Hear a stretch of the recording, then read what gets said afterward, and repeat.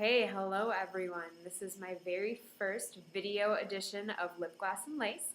I am here with Bernie Fatla, who is the founder of Footwear, and he is going to tell us a little bit about his brand, his business, and what he does. So why don't we start off with that? Tell us about yourself. Well, Footwear's been in business for approximately 6 years. We are now in our 5th year of shipping product. And we started it purely after reading an article in the Sunday New York Times with the headline that said, if the shoe fits, you're lucky. So I had to read it, right? Having been in the shoe business for 25 plus years. And it was about a drag queen from New York who was lamenting the fact that she couldn't find shoes to fit her. And she had a wonderful, wonderful stage name. It was Trailer Trash. And she was like 6'2" and weighed 275 or whatever. And was complaining that she couldn't find the shoes. And so I told my wife Sharon, I said, there's a business here. And so we started doing homework and finding out who was addressing the market or if it was being addressed. And basically what we came up with was the fact that it was being addressed by only taking women's shoes and making them bigger and not addressing the fact that a masculine foot is different than a feminine foot.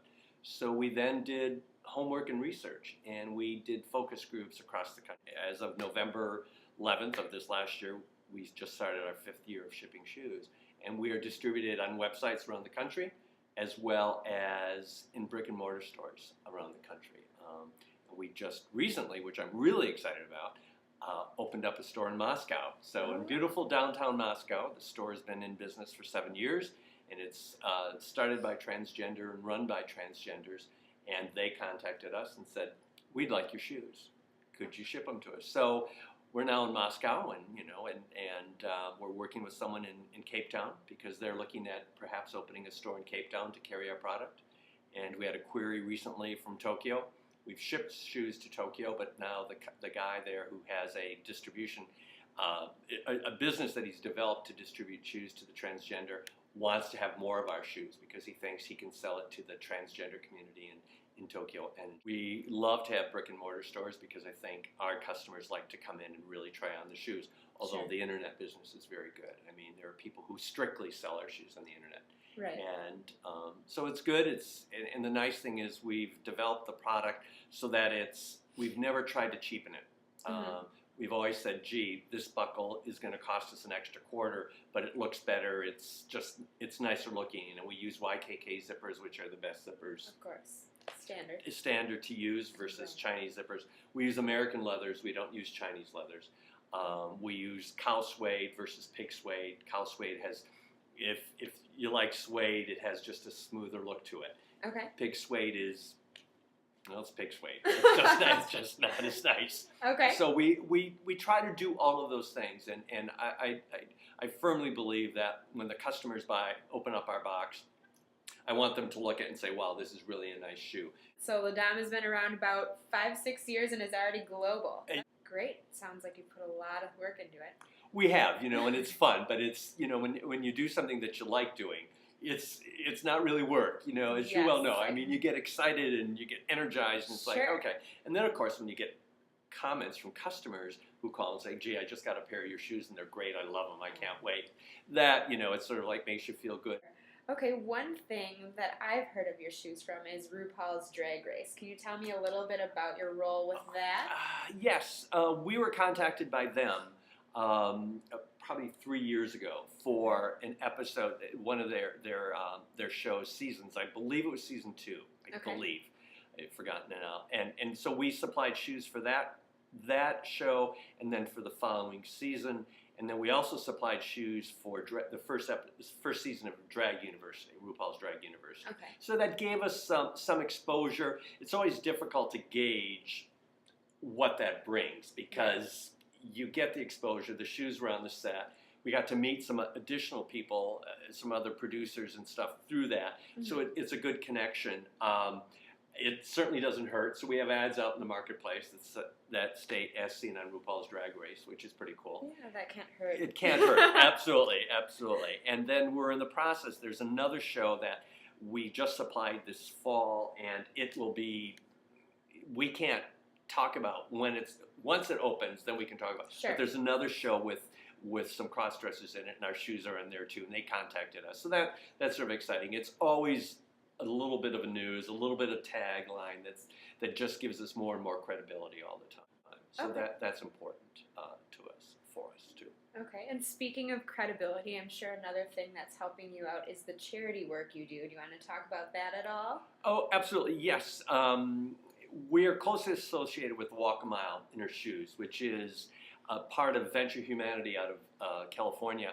And they actually this year will be their 11th year. And it was started to bring public awareness to domestic and gender violence, primarily domestic violence, but violence knows no gender. Frank Baird, who started the company as president of it, is that to bring awareness to it and for guys to walk in women's pumps. And we sort of heard about it from another friend of ours, and so I called him and I said, told him who I was and that we donated some shoes to an organization. We had some shoes that I didn't like the quality of, and I firm believer I'm not about to send product out that doesn't look good to me. Right. Then it's not good enough to sell to my end consumer. And so we donated them to an organization, and then I called Frank and we started chatting with him, and he was working with another company, and I asked him, I said, so what are you getting from this company that you are sending all these consumers to? Mm-hmm. And he said, nothing. And I said, well, there's a relationship here. Why? We'll work with you. We will work with the organizations, follow up, get them the shoes, but we'll don't discount the shoes and at proportionately so that, obviously we make some money on the shoes, but we discount the shoes significantly, anywhere from 50 to 70% off the retail price that we sell the shoes for every day. But then we also donate $1 back to his organization for every shoe that we sell. So Sure. we developed a shoe called the Natalie, which is a 4-inch heel red pump, and it's a red crinkle. It's absolutely really a stunning red shoe, and red, of course, was their signature shoe to begin with. Right. And so they're distributed, and there are walks from whether it's Purdue University or Canada at the YMCA's in Canada, the YMCA in La Crosse. The military has just recently gotten involved because domestic abuse in the military is a huge issue, and it's more underreported than it is in the mainstream because many times the person who's been abused doesn't want to hurt his or her spouse's chances for advancement. So it's really underreported. And the military has made it a real significant push. And so we just shipped this past fall shoes for a walk to Bavaria with the Army. And we're now talking to a group out of Korea, and we've got the National Guards involved in some places around the country, overseas. And that gives us, just more opportunities to sell the product, but also to get the name out there. And plus, my girls have been beaten, and I'm a firm believer, nobody, for any reason, should ever be beaten. And I think it's a silent killer because the person who's abused thinks it's their fault, so they don't report it. Mm-hmm. And then it goes on more than anything. And so we all have a reason to say, wait a minute, let's bring it up. So it's something that I'm pretty passionate about. And then I'm really excited. This last week, I was just elected to the board on Venture Humanity, which is the arm that controls Walk a Mile. So congratulations. Thank you.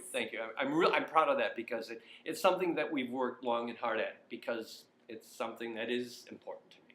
How about trade shows? Do you exhibit at any currently, or do you plan to? We're not. We did go to the International Lingerie Show and have been there a number of times, 5 or 6 times. Took our models, Kiki, who's our TG model, and then Brian, who did some modeling for us as well. And we found it was good. It was good exposure, but then we've come back and said, okay, now we got to sit back and develop all the contacts that we made. Sure. And so we're looking again, perhaps going back this fall to Las Vegas and the Rio. It was good for us because we met so many people. Well, I still hope to hang out with you at ILS. Oh, okay, so. It'd be great fun. Yes, it'd be great fun. Do you have anything else that you're looking forward to in 2012? Any exciting news that you haven't shared so far? Actually, we are just starting to we've had requests for lingerie, and so we're looking at doing it on a limited basis to develop some for our consumer. And we've had a number of queries, and although there's a lot out there and people do it, I think because of the Ladam name recognition that we have an opportunity. Like I said, we've had requests. So Sure. we'll see how it goes, and do some focus groups again, because again, the end consumer, we need to know, and we may find out after we do the focus groups that they say it's not doable, Sure. and but that's okay. I'm a firm believer you do homework every day of your life. The last day you do your homework is the day you die, and so it's always out there. And so I'm always looking to see what can we do, what else can we bring to the party. I'm not interested in going off in all kinds of different directions, but it makes sense for what we're doing and with the footwear. Footwear's sexy, you know, and who doesn't want to feel sexy? Absolutely. You know, and obviously lingerie is sexy. Definitely preaching to the choir here. Yes, I thought I might be. Any final thoughts? By Ladam, we're you know, it's high fashion, large sizes. We're style and fit matter. We like our end consumers. We're energized by bringing good product to the party. We're not going to be the cheapest on the block, but we do make a commitment to bringing good product to the party, and just buy Ladam and tell your friends. All right, great.